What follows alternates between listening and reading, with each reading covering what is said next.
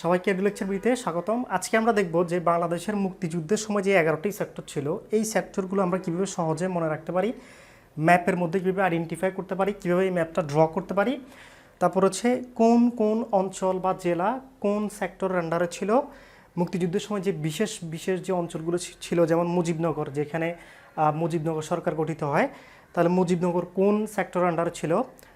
তারপরে হচ্ছে মুক্তিযুদ্ধের সময় 3জন বিশিষ্ট মহিলা মুক্তিযোদ্ধার নাম পাওয়া যায়, বীরাঙ্গনা, ওনারা কোন কোন সেক্টরে কাজ করছিলেন। তারপরে হচ্ছে আমরা বোঝার চেষ্টা করব যে মুক্তিযুদ্ধের সময় যে 7জন বীরশ্রেষ্ঠ ছিলেন, ওনারা কোন কোন সেক্টরে কাজ করেছিলেন বা কার জন্ম আসলে কোন সেক্টরে।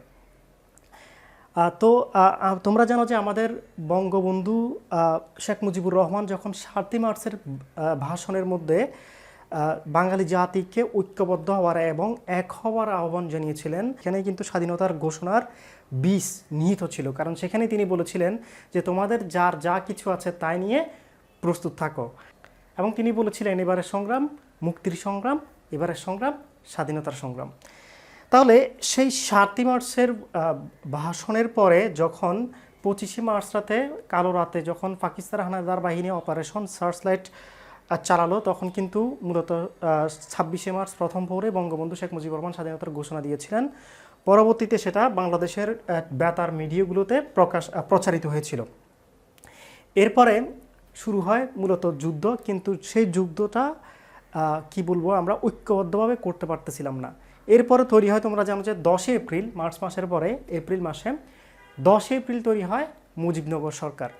এই সরকার গঠিত হলেও এই সরকারের শপথ নেওয়া হয়েছিল কত কত তারিখে, 17 এপ্রিল। তাহলে 10 এপ্রিল সরকার গঠিত হয়, কিন্তু সরকারের শপথ বাক্য পাঠ করা হয় 17 এপ্রিল।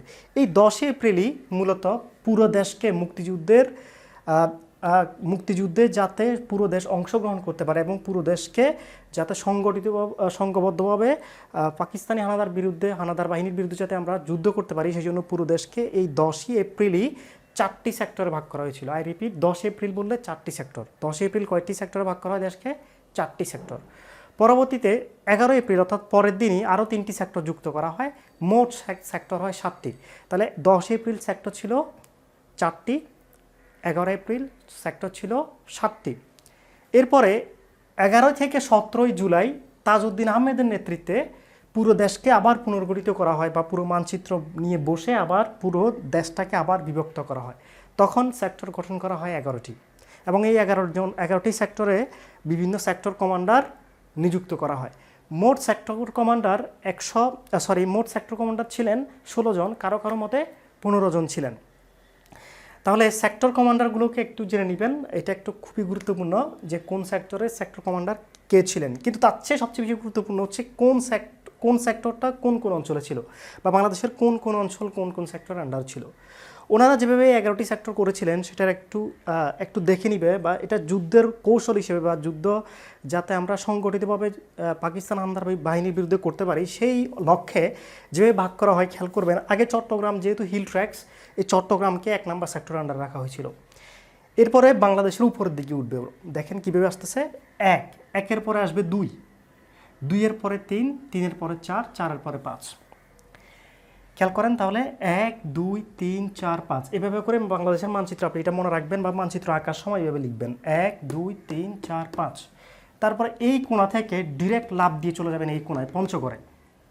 এই কোণায় হচ্ছে 6 নাম্বার সেক্টর। তাহলে 1, 2, 3, 4, 5, 6। 6-এর পরে রাজশাহীতে আসবেন 7, রাজশাহীর পরে চলে আসবেন যশোরে, সেটা হবে 8, বা মুজিবনগরে চলে আসবেন, মেহেরপুরের যে মুজিবনগর, যেখানে মুজিবনগর সরকার গঠন করা হয়েছিল, আসলে সেটা ছিল বৈদ্যনাথতলা, সেখানে চলে আসবেন 8 নম্বরে। 8 নম্বরের পরে সুন্দরবনে চলে আসবেন 9। তাহলে খেয়াল করেন চট্টগ্রাম, ঢাকা, তারপরে এটা হচ্ছে গাজীপুর বলতে পারেন, গাজীপুর, এটা হচ্ছে মৌলভীবাজার, এটা হচ্ছে সিলেট বলতে পারেন, সুনামগঞ্জও বলতে পারেন, সুনামগঞ্জ। তাহলে 1, 2, 3, 4, 5, তারপর আসবে 6 পঞ্চগড়। তারপরে এখানে রাজশাহীতে চলে আসবেন, এখানে পঞ্চগড় না বলে আপনি চাইলে রংপুর বলতে পারেন। 6 নম্বর রংপুরে ছিল, 7 নম্বর রাজশাহীতে ছিল, 8 নম্বর ছিল কোথায় যে বললাম মুজিবনগর, ওকে, যশোরও বলতে পারেন আপনি এখানে। 9 নম্বর হচ্ছে সুন্দরবন, বাগেরহাট, খুলনা, তারপর হচ্ছে আপনার সাতক্ষীরা, বরিশাল, ভোলা, পটুয়াখালী, এগুলো ছিল 9 নম্বর সেক্টরে। এখন তাহলে আপনারা যখন এইভাবে শিখবেন তাহলে 9 তারপর 10কে 10 হচ্ছে বঙ্গোপসাগর অঞ্চল অর্থাৎ যেটা নৌবাহিনীর আন্ডারে ছিল 10 নম্বর সেক্টর, এরপরে লাভ দিয়ে আবার উপরে উঠে যাবেন 11 নম্বর সেক্টর। তাহলে খেয়াল করেন এভাবে গিয়ে এভাবে এই কোণে আসবেন, আবার এই কোণা থেকে নিচে নামবেন, নিচে 10 পর্যন্ত আসবে, 10 থেকে আবার লাভ দিয়ে এখানে চলে আসবেন 11। 11 হচ্ছে মূলত বর্তমান যে ময়মনসিংহ, তারপর হচ্ছে আপনার জামালপুর, ওকে, এই অঞ্চলগুলো। তো আমরা এবার তাহলে আমরা এখন ম্যাপের মধ্যে সেক্টরগুলোকে আইডেন্টিফাই করতে পারছি। এই ম্যাপটা আরও সুন্দর করে আমাদের বইটাতে দেওয়া আছে, আপনারা চাইলে এই বইটা কালেক্ট করতে পারেন বাজার থেকে, এবং এখানে একদম টু দ্য পয়েন্টে খুব সংক্ষেপে ব্যাখ্যা করা আছে। যারা সংক্ষেপে জানতে চান তাদের জন্য এটা বেস্ট হবে। এই বইটা হচ্ছে জিকে স্টাডিজ, ওকে। যারা অ্যাডমিশন টেস্ট দিবেন বা বিভিন্ন পরীক্ষা অংশগ্রহণ করবেন তারা এই বইটা কালেক্ট করে রাখতে পারেন।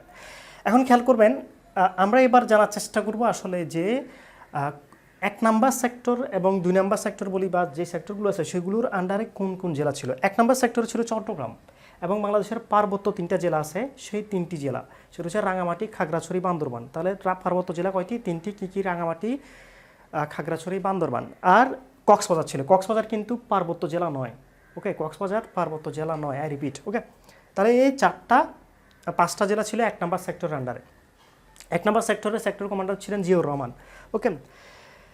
এবার হচ্ছে 2 নাম্বার সেক্টর। 2 নাম্বার সেক্টর আরও একটা গুরুত্বপূর্ণ সেক্টর। এই সেক্টরের আন্ডারে ঢাকা শহর ছিল বা ঢাকা জেলা ছিল না। ঢাকা জেলার কিছু অংশ ছিল 2 নাম্বার সেক্টরে আর কিছু অংশ ছিল 3 নাম্বার সেক্টরে, কিন্তু ঢাকা শহর ছিল 2 নাম্বার সেক্টরে। পরীক্ষা যদি বলে ঢাকা শহর কোন সেক্টরে, উত্তর করবেন 2 নাম্বার। যদি বলা হয় ঢাকা জেলা তাহলে 2 এবং 3। আশা করি বুঝতে পারছেন। এছাড়াও নোয়াখালী জেলা, ফেনী, কুমিল্লা, চাঁদপুর, লক্ষ্মীপুর, ফরিদপুরের কিছু অংশ, এগুলো ছিল 2 নাম্বার সেক্টরে। আমি কিন্তু বলে ফেলছি অনেকগুলাই, কারণ আপনাদের বাড়ি যেখানে যে জেলা সেটা আপনারা যদি না বলি আবার আপনাদের মনে কষ্ট যাবে। 3 নাম্বার সেক্টরে ছিল নরসিংদী, গাজীপুর, তারপর হচ্ছে যে আপনার টাঙ্গাইল, ওকে, এই জেলাগুলো ছিল আপনার 3 নাম্বার সেক্টরে।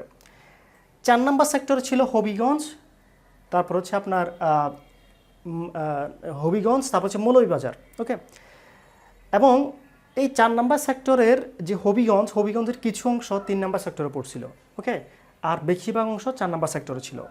আবার ব্রাহ্মণবাড়িয়া কিন্তু আপনার 2 নাম্বার সেক্টর আন্ডার ছিল। আর repeat, Brahmanbaria 2 number sector under ছিল। কিশোরগঞ্জ 3 নাম্বার সেক্টর আন্ডার ছিল। 3 নাম্বার সেক্টর আন্ডার ছিল, ওকে। 4 নাম্বার বলে ফেলছি। 5 নাম্বার হচ্ছে সিলেটের কিছু অংশ 4 নাম্বারেও ছিল। তাহলে সিলেটের কিছু অংশ 4 এবং 5 দুটিতে ছিল, আর বেশিরভাগ অংশ সিলেটের 5 নাম্বারে ছিল। সুনামগঞ্জ ছিল 5 নাম্বারে আবার, ওকে। এবার হচ্ছে 11 নাম্বার সেক্টর। 11 নাম্বার সেক্টর যদিও আপনারা পড়ার সময় পড়বেন না, 11 নাম্বার আপনারা 6 নাম্বারে চলে যাবেন, তারপরে এদিকে আসবেন, বাট আমি 11 নাম্বার বলে ফেলতেছি। 11 নাম্বার সেক্টর ছিল কুড়িগ্রাম, জামালপুর, ময়মনসিংহ, তারপর হচ্ছে আপনার এই জেলাগুলো মূলত, ওকে। এগুলো ছিল। হয়তো কোনো কোনো জেলা বাদ পড়ে যাচ্ছে, মনে কষ্ট নেবেন না, যার জেলা আর কি, ওকে। যার জেলা বাদ পড়তেছে হয়তো তার মনে কষ্ট যাবে, কিছু করার নাই, আপনি একটু জেনে নেবেন আর ডিটেলস, ওকে। 11 নাম্বার সেক্টর আমি যেগুলো বলতেছি এগুলো জাস্ট গুরুত্বপূর্ণগুলো, যেগুলো গুরুত্বপূর্ণ নয় সেগুলো আমি বলতেছি না। এবার হচ্ছে 6 নাম্বার সেক্টরে কে ছিল? 6 নাম্বার পঞ্চগড় ছিল। তারপরে এদিকে আপনারা জানেন যে দিনাজপুরের কিছু অংশ পড়তেছে, তারপর হচ্ছে আপনার পড়তেছে হচ্ছে রংপুর, তারপর হচ্ছে ঠাকুরগাঁ, ওকে, লালমনিরহাট, ওকে, নীলফামারী, এই জেলাগুলো 6 নাম্বার সেক্টরে পড়তেছে। 7 নাম্বার সেক্টর হচ্ছে রাজশাহী পুরো জেলাটাই 7 নাম্বার সেক্টর ছিল। চাঁপাইনবাবগঞ্জ ছিল, নওগাঁর কিছু অংশ ছিল, তারপর পাবনা ছিল, এগুলো ছিল 7 নাম্বার সেক্টরে, ওকে। 8 নাম্বার সেক্টরে মেহেরপুর বর্তমান জেলা যেটি সেটি, ঝিনাইদহ, নড়াইল, যশোর, এই জেলাগুলো ছিল 8 নাম্বার সেক্টরে। 9 নাম্বার সেক্টরে ছিল বরিশাল, ভোলা, পটুয়াখালী, তারপর হচ্ছে আপনার সাতক্ষীরা, বাগেরহাট, খুলনা। সাতক্ষীরা, বাগেরহাট, খুলনা এই জেলাগুলো 9 এবং 8 দুইটে মিলে ছিল।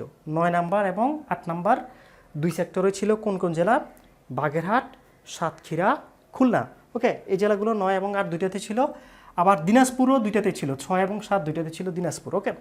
তাহলে এই জিনিসগুলো আমরা মনে রাখলাম। এখন গুরুত্বপূর্ণ যে জেলাগুলো পরীক্ষা এসে থাকে নর্মালি সেগুলো আমি বলে দিব। চট্টগ্রাম, পার্বত্য চট্টগ্রাম 1 নাম্বার, পার্বত্য চট্টগ্রাম 1 নাম্বার। নোয়াখালী, ঢাকা, কুমিল্লা 2 নাম্বার। নরসিংদী, গাজীপুর কেন গুরুত্বপূর্ণ? গাজীপুরে প্রথম সশস্ত্র সংগ্রাম হয়। প্রথম সশস্ত্র সংগ্রাম কোথায় হয়?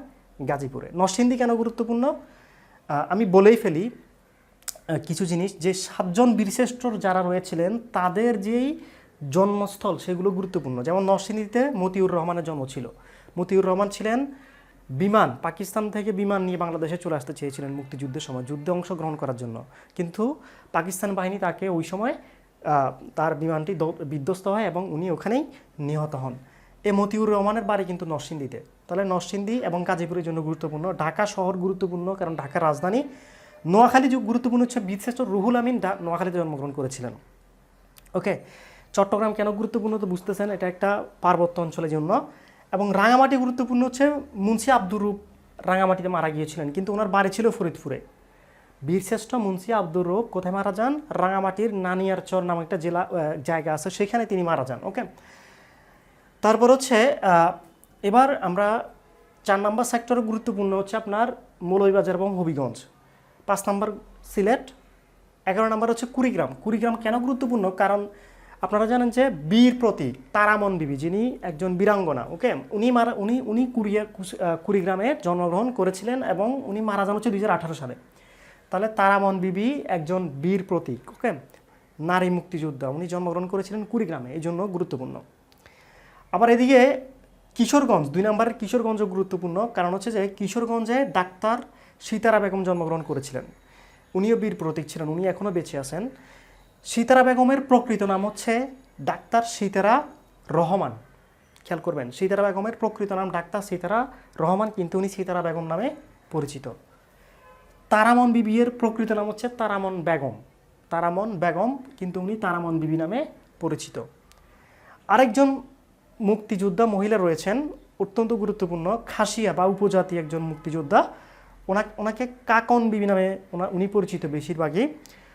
ওনার আরেকটা নাম আছে মুক্তিবেটি বলা হয় ওনাকে, মুক্তিবেটি বা কাকন বিবি। উনি খাসিয়া ছিলেন। উনি 5 নম্বর সেক্টরে কাজ করেছিলেন এবং জন্মগ্রহণ করেছিলেন সুনামগঞ্জে। তাহলে 5 নম্বর সেক্টরে কি কাজ করেছিলেন? কাকন বিবি। এবং উনি সরাসরি যুদ্ধে অংশগ্রহণ করেছিলেন। কাকন বিবি সরাসরি যুদ্ধে অংশগ্রহণ করেছিলেন। উনি গুপ্তচর হিসেবে কাজ করতেন বেশিরভাগ, এবং উনি মারা যান 21 মার্চ 2018। আর তারামন বিবি উনি সশস্ত্র সংগ্রামে অংশগ্রহণ করেছিলেন, অর্থাৎ অস্ত্র সহকারে যুদ্ধ করেছিলেন। উনি কুড়িগ্রামে জন্মগ্রহণ করেন, মারা যান 1 ডিসেম্বর 2018 সালে। তারামন বিবি এবং সীতারা বেগম দুজনই বীর প্রতীক। ওকে, সীতারা বেগম উনি ডাক্তার ছিলেন মুক্তিযুদ্ধের সময়। তিনি যারা মুক্তিযোদ্ধা ছিলেন তাদেরকে চিকিৎসা দিয়ে হেল্প করেছিলেন। ওকে, এবার হচ্ছে কাকন বিবি কিন্তু অফিসিয়ালি কোনো তার নেই, খেতাব নেই, মুক্তিযুদ্ধের কোনো খেতাব নেই। ওনাকে খেতাব দেওয়া হবে বলে 1996 সালে আমাদের মাননীয় প্রধানমন্ত্রী শেখ হাসিনা ঘোষণা দিয়েছিলেন, 1996 সালে, কিন্তু সরকারিভাবে সেটার গ্যাজেট বের হয়নি, অর্থাৎ ওনাকে অফিসিয়ালি খেতাবপ্রাপ্ত মুক্তিযোদ্ধা বলা যায় না। কিন্তু উনি মুক্তিযোদ্ধা ছিলেন, কিন্তু খেতাবপ্রাপ্ত নয়, অর্থাৎ ওনাকে বীর প্রতীক দেওয়া হবে, এটা শেখ হাসিনা 1996 সালে বলেছিলেন, বাট দেন নাই। অবশেষে তিনি 2018 সালের 21 মার্চ মারা যান। ওকে, পরে হয়তো তাকে আবার খেতাব দেওয়া হতেও পারে যে কোনো সময়। ওকে, এবার হচ্ছে আমরা তো বলে ফেললাম 6 নম্বর সেক্টরে গুরুত্বপূর্ণ হচ্ছে পঞ্চগড়, কারণ এটা সীমান্তবর্তী জেলা, এবং রংপুর। ওকে, 7 নম্বর সেক্টরে গুরুত্বপূর্ণ হচ্ছে রাজশাহী, অত্যন্ত গুরুত্বপূর্ণ, রাজশাহী এবং দিনাজপুর। ওকে, এই বগুড়া। ওকে, এগুলো হচ্ছে যে আপনার 7 নম্বর সেক্টরে। 8 নম্বর সেক্টরে গুরুত্বপূর্ণ হচ্ছে মেহেরপুরের বৈদ্যনাথতলা বা মুজিবনগর, ঝিনাইদহ এবং নড়াইল, এই 3টা খুবই গুরুত্বপূর্ণ। ঝিনাইদহ কেন গুরুত্বপূর্ণ? ঝিনাইদহে জন্মগ্রহণ করেছিলেন হামিদুর রহমান বীরশ্রেষ্ঠ, কিন্তু তিনি কাজ করেছিলেন 4 নম্বর সেক্টরে। হামিদুর রহমান কাজ করেছিলেন 4 নম্বর সেক্টরে, জন্মগ্রহণ করেছিলেন ঝিনাইদহে। নড়াইল গুরুত্বপূর্ণ, কারণ নড়াইলে বীরশ্রেষ্ঠ নূর মোহাম্মদ শেখ জন্মগ্রহণ করেন, কিন্তু তিনি কাজ করেছিলেন 8 নম্বর সেক্টরে। তিনি 8-এ জন্মগ্রহণ করে 8-এই কাজ করেছিলেন। ঝিনাইদহে হামিদুর রহমান জন্মগ্রহণ করেছিলেন, তিনি কাজ করেছিলেন 4 নম্বর সেক্টরে। এবার হচ্ছে 9 নম্বর সেক্টরের। 9 নম্বর সেক্টরের বরিশাল জন্মগ্রহণ করেন মহিউদ্দিন জাহাঙ্গীর, বিশিষ্ট মহিউদ্দিন জাহাঙ্গীর। মহিউদ্দিন জাহাঙ্গীর 7 নম্বর সেক্টরে কাজ করেছিলেন, 7 নম্বর সেক্টরে কাজ করেছিলেন। ভোলা জেলায় জন্মগ্রহণ করেছিলেন মোস্তফা কামাল, সিপাহী মোস্তফা কামালের তোমরা নিশ্চয়ই নাম শুনছ। এই মোস্তফা কামাল ভোলা জেলায় জন্মগ্রহণ করেছিলেন, কিন্তু তিনি কাজ করেছিলেন 2 নম্বর সেক্টরে। 2 নম্বর সেক্টরের আন্ডারে রুহুল আমিন জন্মগ্রহণ করেছিলেন নোয়াখালীতে, কিন্তু তিনি কাজ করেছিলেন 10 নম্বর সেক্টরে। রুহুল আমিন একজন নৌবাহিনীতে কর্মরত চাকরিজীবী ছিলেন, এই জন্য তিনি 10 নম্বর সেক্টরে কাজ করেছিলেন। তারপরে মুন্সি আব্দুর রব, যিনি রাঙামাটিতে মারা যান, তার মানে তিনি 1 নম্বর সেক্টরে কাজ করেছিলেন, কিন্তু উনি জন্মগ্রহণ করেছিলেন কোথায়? ফরিদপুরে। এবার হচ্ছে 10 নম্বর সেক্টরটা খুবই গুরুত্বপূর্ণ, কারণ এই সেক্টরে কোনো সেক্টর কমান্ডার ছিল না, এই সেক্টরে কোনো সাব সেক্টরও ছিল না, এবং এই সেক্টরে কোনো সেক্টর কমান্ডার ছিলেন না, সাব সেক্টর ছিলেন না। এই জিনিসটা খুবই গুরুত্বপূর্ণ। সেক্টর কমান্ডার নেই, সাব সেক্টর নেই, এবং এই সেক্টরটি একটি ব্যতিক্রমধর্মী সেক্টর, এটা বলতে পারেন। পরীক্ষা আসতে পারে নিচের কোনটি ব্যতিক্রমধর্মী সেক্টর, উত্তর হচ্ছে 10। এবার যে একটু আগে আমি বললাম সাব সেক্টর, এটা কি? মানে প্রতিটা সেক্টরকে কিছু কিছু সাব সেক্টরে ভাগ করা হয়েছিল। এটা মনে রাখার একটা প্রসেস হচ্ছে, এ দেখেন এখান থেকে সিরিয়াল করবেন 4, 5, 6 এবং 2, এগুলোতে 6টি করে সাবসেক্টর ছিল, 6টি করে সাবসেক্টর ছিল।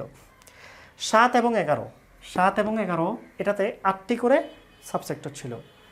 3 নম্বর সেক্টর যেটি, 3 নম্বর সেক্টর, সেখানে 10টি সেক্টর ছিল, 10টি সাবসেক্টর ছিল। 8 নম্বর সেক্টরে 7টি সাবসেক্টর ছিল। 9 নম্বর সেক্টরে 3টি সাবসেক্টর ছিল, কারণ 9 নম্বর সেক্টর সুন্দরবন এলাকা, এখানে এত বেশি সাবসেক্টর করার প্রয়োজন হয় নাই। ওকে, 1 নম্বর সেক্টরে 5টি সাবসেক্টর ছিল। তাহলে সাবসেক্টর কি আশা করি বুঝতে পারছেন, এবং এরই সাথে সাথে মোটামুটি এখানে যত ধরনের ইনফরমেশন ছিল সবগুলো আমি দিয়ে দিছি। আশা করি এভাবে যদি আপনি মনে রাখতে পারেন একে জিনিসগুলোকে আরেকবার যদি খাতার মধ্যে লিপিবদ্ধ করতে পারেন, তাহলে একদম ইজি হয়ে যাবে আপনার জন্য, মনে রাখবেন। তাহলে 7 জন বীরশ্রেষ্ঠের জিনিসটা আমি আবারও একবার রিপিট করব, কারণ এটা খুবই গুরুত্বপূর্ণ। কে কোন অঞ্চলে জন্মগ্রহণ করেছেন এবং কোথায় তিনি কাজ করেছিলেন। তাহলে শুরু করি 1 নাম্বার থেকে।